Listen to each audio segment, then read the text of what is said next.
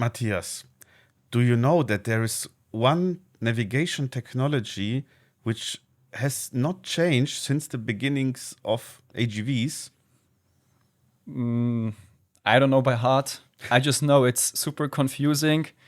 And every time I talk to potential mobile robot customers, they are all confused about those different technologies.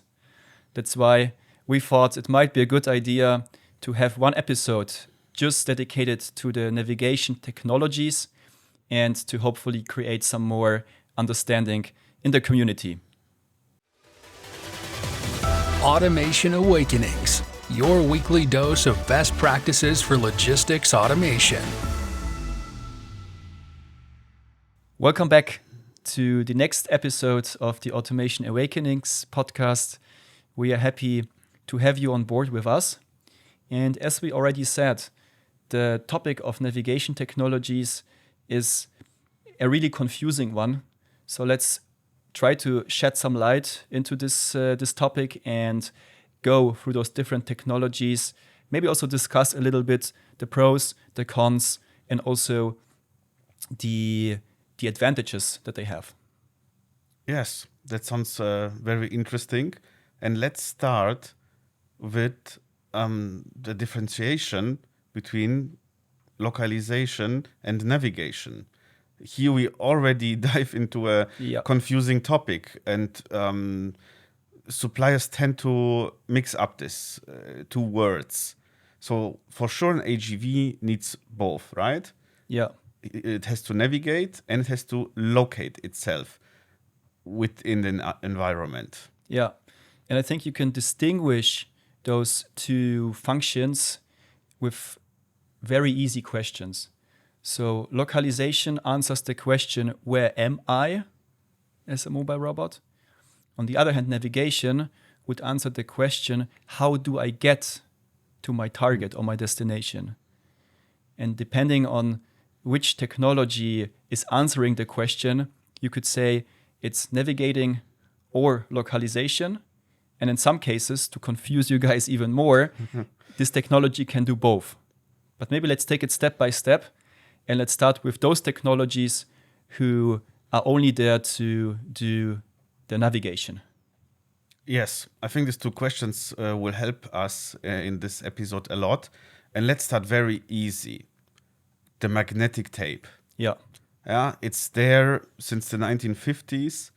And from technology point of view, this type of navigation technology has not changed. So we are still using it in current AGVs even. They are following in a very simple way a magnetic tape on the floor. So it's basically glued to the floor, right, Olli? Yes, it's either glued to the floor or drilled into the floor. Oh my God. Very old type of applications. Okay. Yeah. Good. Actually, I have a fun fact about the magnetic tape. So when I prepared for this episode, I found out that the magnetic tape is still the most commonly used navigation technology for mobile robots out there. So no way, Matthias. No, that seems to be the case. So yes, it shows that it's still valid. It's doing the job, and it obviously has its advantages, and that's the same for the other, let's say, basic navigation technologies, like, for example, line guidance or induction tape or induction cable, that the accuracy is extremely high. Yeah. So I read that the tolerance of inaccuracy is around 2 millimeters. Yeah, sure. That's awesome. And it's not very costly. Of course, you have an initial effort during the implementation, but then it's reliable, and you can use the AGV with the magnetic tape for a very long time. And I know several applications which last since many, many years, even 10 years or more, and they operate still in a very reliable way. So they are, yeah, good old dinosaurs, which, yeah, no, they don't have to be replaced if they're working. Yeah. And I would even say that there is one more falling into this category, and that's data metric. So QR codes glued to the floor, right? Yeah, I would say this is already the next step, because at least you don't have to glue a tape, but every 1 to 1.5 meters, usually, you have a unique QR code. And here is a big difference to the magnetic tape, because the magnetic tape is stupid, Yeah. right? But the QR code already is unique. So the robot will know where it is. So here we come again to localization Yeah. and navigation. Yeah. So after reading the QR code on the floor, you will know your exact position on the map. Right. So maybe let's cluster these ones as non-laser based navigation technologies, right? Can we say that? Yeah, absolutely. Cool. You don't need any laser for that. You just need to read the barcode, or you need to detect the magnetic tape. Yeah. No laser required. So in which kind of mobile robot applications are these non-laser based technologies used? Yeah, you can always use them. You can use them everywhere. That's the easy answer, because they are working with many environments. They have no issues with light, yeah, with sunlight, for example, or even in dark environments. They will work. Humidity, all of these Yeah. environmental factors, they don't play a role for this kind of technology. They are super reliable and stable in all kind of environments. Cool. Perfect. So maybe let's move into the next category, which is the laser-based navigation technologies. And on my list, as let's say the next evolution step, I have the simple laser reflector navigation technology, so to say. Yes, exactly. Here we already go one step further. We need to add reflectors. Yeah. No QR codes on the floor, but reflectors on fixed positions, which are then also fixed on the map. Okay.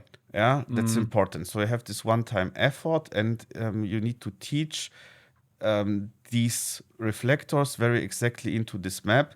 So the robot will rely on these fixed positions, and you must never ever change the position of these reflectors.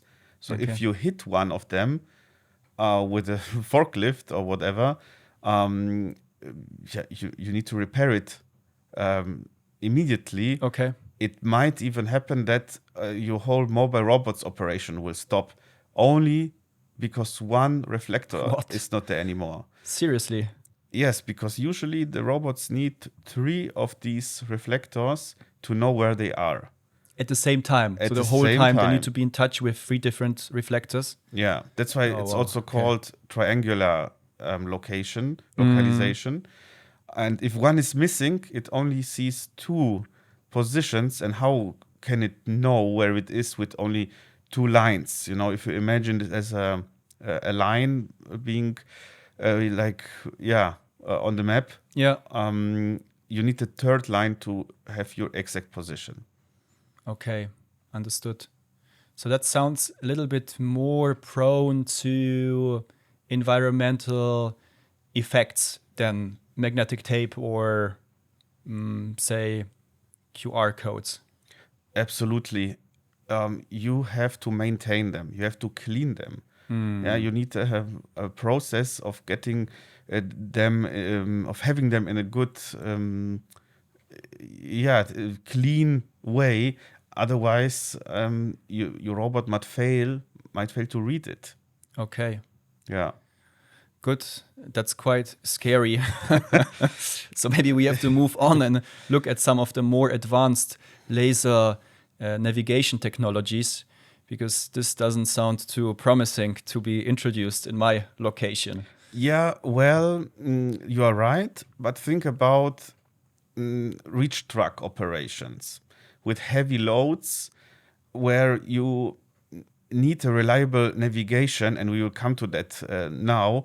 If Yeah. you are just running around based on contour navigation or laser navigation, you might face other troubles, Okay. and you don't want that a reach truck with a 1.5 ton load puts the pallet into a wrong position on Yeah. 11-meter height. Yes. Okay. Yeah. I So understand. there are some reasons why this type of navigation is still used, but you're absolutely right. It's not state of the art. Okay. So, contour navigation, you already mentioned it, which is also known as 2D SLAM, right?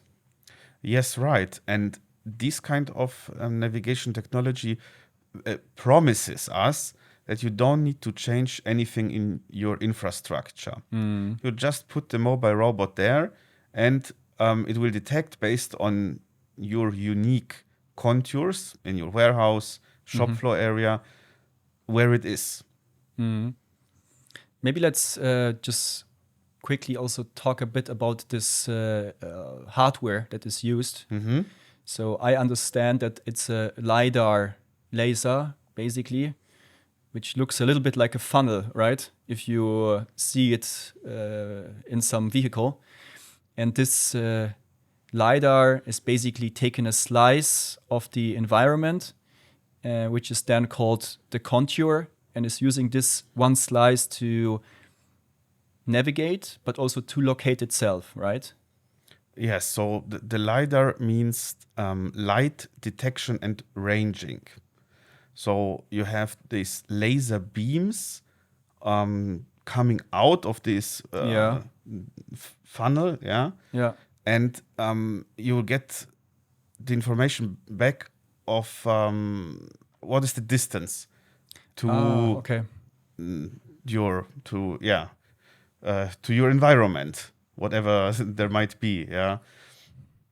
It's like measuring the distance to a star using the speed of light, right?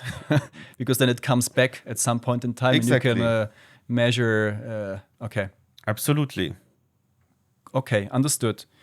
So we have the 2D SLAM, which dates back to the 2000s, I found out, right? Yes, and you have this one also probably at home in your vacuum cleaner robot. Oh, okay. Yeah, it's basically 2D SLAM what they are using. Interesting. So already quite common technology that is basically a commodity, right? Yes. Okay, so this is 2D SLAM. Now let's move on to the latest technologies that we have. And my next one would be 3D SLAM. So what's changed now? Yeah. In 2D SLAM, as the word already implies, you will see your world, your environment on a 2D map, like looking from the bird's eye perspective. Yeah. That's already good, but imagine you have obstacles not on the same level where the 2D SLAM is Yeah. located. Yeah. Usually they are 10 centimeters high, 15 maybe. Yeah. But what if a pallet is standing out, yeah. on 50 centimeters, 1 meter height? The device would crash. Would run into it, yeah. Well, exactly. So with the 3D SLAM, you finally get this point cloud of your whole environment in a 3D picture. Right. Which is a great advantage since you can navigate and locate yourself with even a better precision and safety, I would say. Yes, and here what is interesting, and that's why I said the 2D SLAM is only promising us that you don't need to change your infrastructure, because think about your shop floor on 10 centimeters height. How does it look like? Yeah, it's a strange position to imagine, but the issue is sometimes your shop floor is not unique enough for the mobile robot Understood. Yeah. to know where it is, because it Looks might all the be same. it looks all the same, and sometimes and usually this happens during the implementation and not in the pre-scoping, unfortunately. You figure out that your shop floor has not this uniqueness required, and what happens then? You need to add unique points. So reflectors. Again, reflectors. It's Okay. not a big deal. Yeah. Yes, reflector tape will be enough, so that the robot can find your environment and understand your environment. Yeah, that's interesting.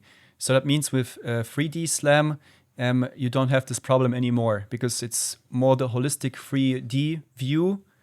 And I think they also tend to check fixed kind of like building parts to be integrated into their navigation and localization. So I don't know, like parts of walls and parts of, I don't know. Yeah, sure. You will have much more information. This is part of the story. The other one is the interplay with software. So doesn't matter if it's 2D or 3D.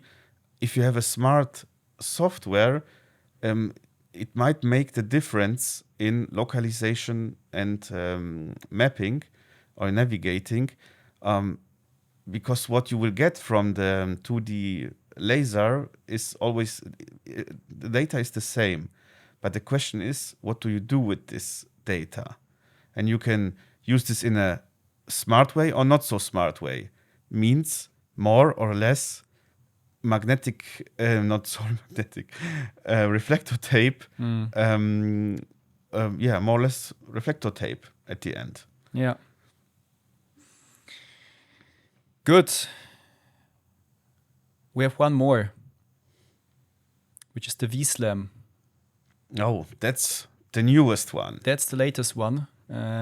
Stands for Visual SLAM and is basically a camera that is able to identify or read out information from the pictures that this camera is taking during a drive or during whatever operation, which of course now opens up the option for totally new use cases that then mobile robot can take over, because it can now, for example, detect that there is a pallet standing somewhere that he or she, I don't know if it's a he or she, but which it could transport or should transport.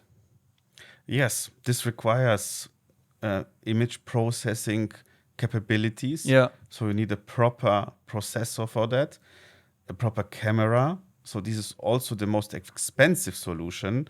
And you need to think about if you really need it. And you need what every camera needs, and it's light. So in a dark warehouse, it will struggle to find the pallet, of course. But yes, this is the newest way of navigating, and it offers additional possibilities, as you said, because if I have a picture, you could think about detecting labels, barcodes, text, and also work with this information. Yeah. So very interesting technology. Yeah, but maybe to also take again the look at all of these technologies, what we also see in the market is that there is a lot of mixing of different technologies in one vehicle or in one mobile robot, because they have different strengths, right? So for the SLAM navigation, it's a must if you want to have obstacle avoidance. So if you want to really operate an AMR, you won't be able to do it with magnetic tape. But the drawback is the mobile robot is or might do crazy things, and the precision is not as high. So it's roughly around 2 centimeters plus minus. Okay. Which is a problem when you have a station, a source, that you need to service with the mobile robot. this 2 centimeters plus minus, which you have with SLAM, is a big problem, right? Because he might not hit exactly this source or destination. Yes. Especially if it's a underrider, for example, which needs to really go beneath something to lift it. And this is why we often see a combination of SLAM, but then still some line guidance or magnetic tape, which is then actually used just in front of the source or destination for the mobile robot, simply to enable a very accurate dock in and dock out process at this particular location. Yeah, because these are the typical situations of mobile robots where they lose a lot of time. If they Right. are struggling to find the exact position to pick up a pallet, and yeah, you can avoid this by having at the source and destination the magnetic tape or any visual tape. Yeah. Yes, at the end, from my point of view, the most successful AGV AMR vendors will be the ones understanding best the interplay between the data they are getting from the sensors and the software they are implementing. That's a very interesting statement, but I can totally go with it. I think it's not going to be this one particular navigation technology, which will be a one-size-fits-all. It's rather going to be a mix of different navigation technologies, localization technologies, which need to be brought together in a smart way to get the best result and, get the job or the requirement fulfilled. Yes, and as always, it depends on your use case. Do you really need all of this technology? Because you have to pay for it. Yeah. Every single sensor camera which is attached to the device, you have to pay. And it's quite expensive, right? When we look towards the SLAM technology, that's not peanuts. That's really proper money they cost. And if you compare a line-guided vehicle with a SLAM-guided vehicle, and some providers do it even, right? Yes. There is a quite big difference, actually. Yeah, the price could be even doubled. Yeah. Yeah. So, know your use case, know what you really need, and don't over-engineer it. Just really go with the navigation or localization technology, which will get your job done.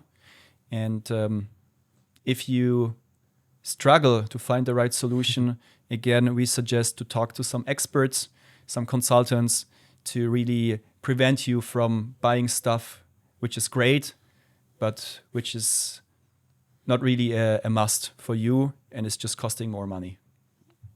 Absolutely. A great conclusion of this episode, Matthias. I feel like I'm the one to do the conclusions the whole time. No, it's basically it, and let's shout it out and make sure that all of you guys are well informed. So was a pleasure to have you on this week's episode. Hope you learned something and got some new insights. And we, of course, hope that you're going to join us next Monday again for another episode of the Automation Awakenings podcast. Until then, all the best, take care, and hear you soon. Hear you. Bye-bye. This was another episode of the Automation Awakenings podcast. Visit us at automation-awakenings.com